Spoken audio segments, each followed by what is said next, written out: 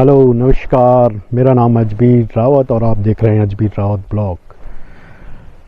दोस्तों, आज मैं अपने गांव आ रखा हूं और गांव में मैं आपको दिखा रहा हूं आज अपने गांव का नल। और यहां से हम पानी भरते थे पहले, आज के टाइम पर हो गया है यहां पर बिल्कुल सुनसान। कोई यहां पर पानी भरने नहीं आता। पानी यहां पर बिल्कुल नेचुरल आता है, लेकिन यहां पर आज हालत ये है कि पूरी झाड़ी जम चुकी है। कारण ये है कि लोगों के घर में अब नल पहुंच गया है। हर घर जल, हर घर नल, हर घर नल, हर घर जल की स्थिति की वजह से आज हमारे नेचुरल सोर्सेस की ये हाल हो गए। और यहाँ पर हमारी कभी भैंसें जो है वो नहाया करती थी। आज भैंसों की संख्या बहुत कम हो गई है गांव में। इस वजह से इसके हालात भी ठीक नहीं है। आज हालात अब कहाँ से ठीक होने, किसी का कुछ नहीं है, न पशु है। बहुत कम संख्या में लोग अब गांव से बाहर शहरों की ओर चल दिए। अब मैं आपको वो जगह दिखा रहा हूँ जहाँ से हमारे गधेरा शुरू होता है। और इस गधेरे में हम अक्सर एक जल स्रोत हमारा यहाँ से शुरू होता है। कभी कभी हम क्या होता था कि जो जल स्रोत मैंने अभी आपको दिखाया, उस जल स्रोत में पानी जो है कभी सूख जाता था गर्मियों में। इस वजह से हम उसका विकल्प ढूंढते थे जब हमारे घर में नल नहीं हुआ करता था।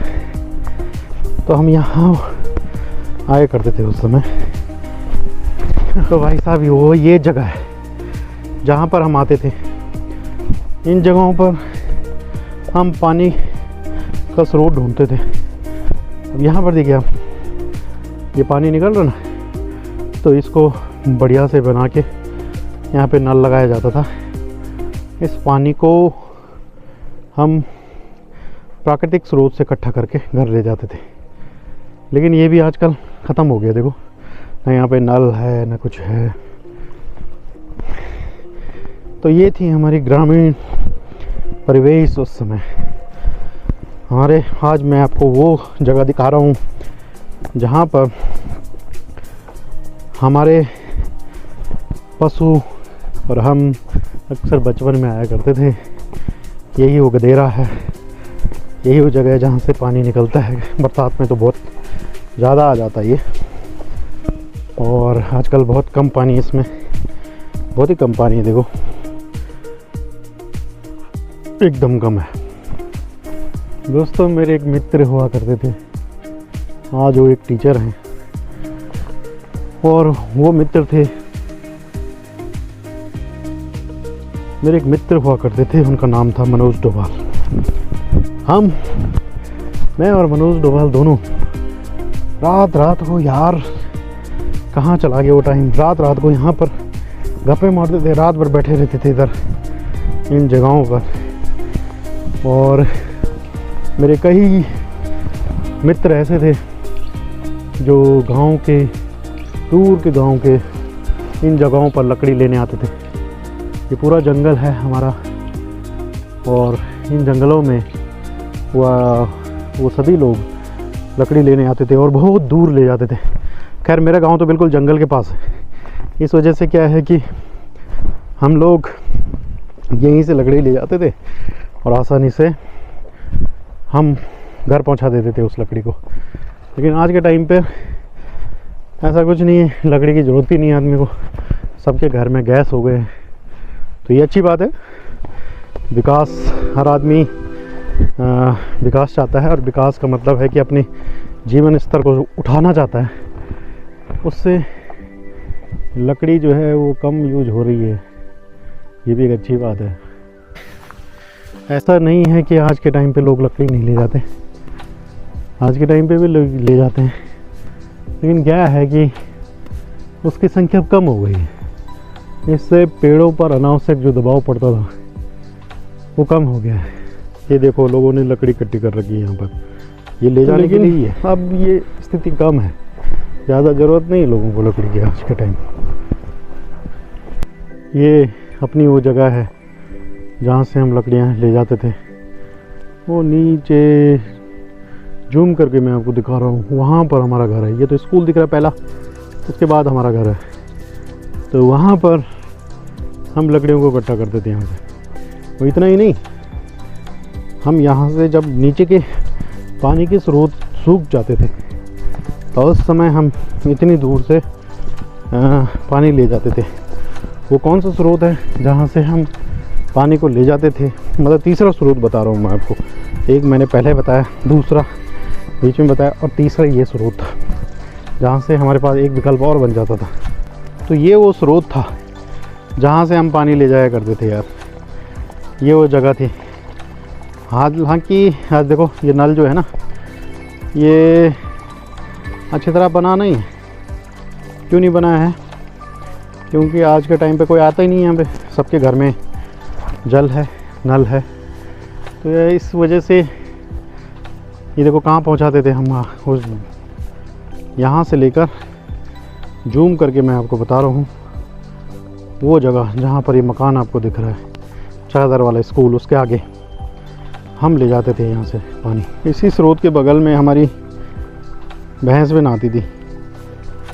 ये हमारे गांव के विनोद भाई ने उस समय बनाया था। विनोद भाई वो लोगों ने, उनकी भैंस यहाँ पे आती थी चाल में, चाल बोलते हैं हम इसे, नहाती थी यहाँ पर। लेकिन आज के टाइम पे शायद उनके पास भी भैंस नहीं है, वो भी चले गए हैं बाज़ारों की तरफ। और पूरे के पूरे जंगल मैं आपको अपने दिखा रहा हूँ। इन जंगलों पर फ़िलहाल तो सरकार की नज़र नहीं है। सरकार की नज़र का कहने का मतलब है कि सरकार कटाना नहीं चाहेगी, नहीं, सरकार बचाना चाहेगी। लेकिन इन जंगलों से मुझे दोस्तों याद आया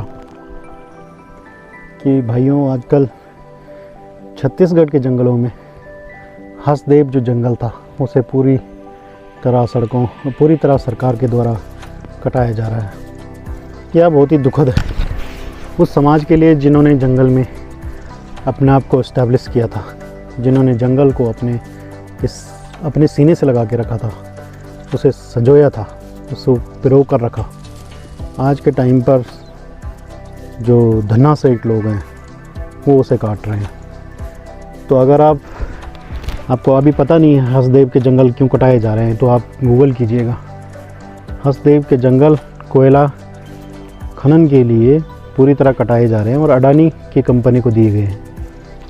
तो ये बहुत ही दुखद है। अगर आप चाहते हैं कि हसदेव के जंगल बच जाएं देश में, तो आप भी आवाज़ उठाइए, एटलीस्ट पोस्ट को तो शेयर कीजिए जो भी हसदेव के जंगलों के बारे में कुछ कह रहा है। तो इसी तरह मैं कहना चाहता हूँ कि हमारे भी ये जंगल हैं यहाँ पर, और आज के टाइम पर ये जंगल अभी ठीक हैं, सुरक्षित हैं। और यहाँ पर हमारा बचपन गुजरा है। जगहें हैं जहाँ पर हम भैंस चराया करते थे बचपन में। ये पूरा जंगल हमारा ही है, हमारे गांव के लोगों का है, जहाँ पर लोगों की भैंसें आया करती थी। आज के टाइम पर आप देखिए, ये लकड़ियाँ हैं गांव में, बहुत पेड़ टूटे हुए हैं यहाँ पर, लेकिन कोई ले जाता नहीं है। क्यों? ज़रूरत ही नहीं इंसानों को। सरकार ले जाती है इन पेड़ों को बाद में जो टूटे हुए हैं। तो बहुत दोस्तों, भाइयों, ये अपनी वो जगह है जहाँ से मेरा बचपन जुड़ा हुआ है और बहुत याद आती है इन जंगलों की। बहुत अच्छा लगता है यहाँ पर वापस आकर, सुकून देती है ये जगह, शांत। क्रिकेट भी हम इन जगहों पर खेलते थे। अब देखिए कितना प्लेन है ये जंगल। यहाँ पर देखिए, जहाँ पर मेरी कैमरा आपको अभी दिखा रहा है, जूम कर रहा हूँ मैं इस जंगल को। ये छोटे छोटे पेड़ ना बड़े हो गए हैं।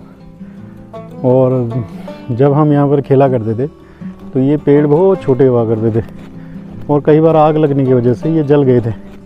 लेकिन इन्होंने अपने आप को जीवित रखा और आज ये बड़े हुए हैं। जो आपके मध्य साइज़, मीडियम साइज़ के जो पेड़ दिख रहे हैं उनकी बात कर रहा हूँ मैं। तो इसे कहते हैं स्ट्रगल फॉर एग्जिस्टेंस, यानी जीवन की उत्तरजीविता। तो उन्होंने जीवन जीने के लिए यानी अपने आप को स्टैब्लिश किया, अपने आप को बचाए रखा, चाहे आग हो, कई प्रकार के लोग हों जिन्होंने उसको क्षति पहुंचाई। और आज भी वो ज़िंदा हैं, उन्होंने अपने आप को साबित किया है। बस बहुत सुकून दे रहे हैं मेरे को ये जंगल। इन जंगलों में हम छोटे छोटे थे तो खेला करते थे, और जब मेरे दोस्त लोग थे, मेरे दोस्त थे प्रदीप, विनोद, हमारे गांव के विनोद भाई, और मनोज डोभाल, और मनोज भाई, एक दूसरे मनोज नेगी भाई, और बहुत सारे लोग थे। तो मिंटू भाई भी आते थे कभी कभी, मिंटू मतलब कुलदीप कुमाई। तो हम इन जंगलों में खेला करते थे। और ये तो ये अपना क्रिकेट मैदान है, सुंदर दिख रहा है बहुत। क्रिकेट मैदान का मतलब है कि यहाँ पर हमारी ज़िंदगी, छोटे छोटे थे तो हम क्रिकेट खेलते थे इन जगहों पर। लेकिन कभी कभी क्या होता था ना कि हमारी बॉल नीचे चली जाती थी यहाँ से।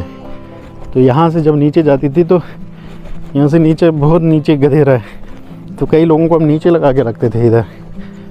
इधर बॉल आया करती थी नीचे, और इन जगहों पर बॉल को ले जाने के लिए, बॉल को लाने के लिए वहाँ से वापस कई हमने टीम में छोटे छोटे मेंबर भी रखे होते थे। तो जो छोटे होते थे उनको हम बॉल लेने भेजते थे, जो बड़े तो हम जाते नहीं थे। यहाँ पर अगर हम ऊपर की बात करें तो ऊपर हमारी भैंसें चढ़ा करती थी इधर चरने के लिए, ऊपर टॉप तक, और हम यहाँ क्रिकेट खेलते थे। तो ऊपर कभी कभी क्या होता था कि जब भैंस उधर दूसरी तरफ चली जाती थी, लोगों को घास होता था उधर, तो उसको चढ़ने के लिए जब जाती थी तो हमें गाली पड़ती थी। तो हम यहाँ से ऊपर दौड़ते थे इस स्लॉप पर, बिट्टे पर, मतलब गढ़वाली में बिट्टे बोलता। तो ये वो जगह है जहाँ पर मैं आज फिर आया हूँ, और बहुत खूबसूरत लग रहा है यहाँ पर आकर। तो दोस्तों यहाँ पर काफ़ी, हमारे यहाँ पर काफ़ी शांति है, सुकून है। लेकिन जो चीज़ नहीं है ना वो है पैसा। पैसा नहीं है यहाँ पर, इस वजह से लोग यहाँ से पलायन कर जाते हैं। नहीं तो इतनी अच्छी ज़िंदगी में कौन नहीं गुजारना चाहेगा यार इन जगहों पर, है ना। लेकिन धीरे धीरे हमारा पर्यटन को बढ़ावा मिल रहा है, तो धीरे धीरे ऊपर भी लोगों का व्यवसाय खुल गया है, और उम्मीद है भविष्य में लोग वापस आएंगे और अपना बचपन जो हमने यहाँ पर खोया है वो फिर से हम उसको लौटाएंगे जब हम कुछ समय बाद वापस घर आएंगे। तो नरेंद्र सिंह नेगी ने एक गाना गाया है, जो लोग पलायन कर गए हैं उनके लिए नरेंद्र सिंह नेगी जी ने, हमारे उत्तराखंड के लोक गायक, प्रसिद्ध गायक, सबके दिलों की धड़कन, उन्होंने एक गाना गाया है। न दौड़ते उंधारा का बाटा, उंधारा का बाटा, न दौड़ते उंधारा का बाटा, उंधारा का बाटा। इसके आगे दोस्तों मुझे याद नहीं, पर इस तरह के गाना है वो, बहुत सुंदर है। तो इन्हीं शब्दों के साथ मैं इस ब्लॉग की समाप्ति कर रहा हूँ आज। उम्मीद है आप मेरे इस ब्लॉग को प्यार देंगे और मुझे सपोर्ट देंगे, ताकि मैं आज फिर से इस तरह के ब्लॉग बना पाऊँ, आपको जगह जगह दिखा पाऊँ, गाँव की वो सारी जगहें दिखा पाऊँ जहाँ पर लोगों ने बचपन जिया है अपना। धन्यवाद।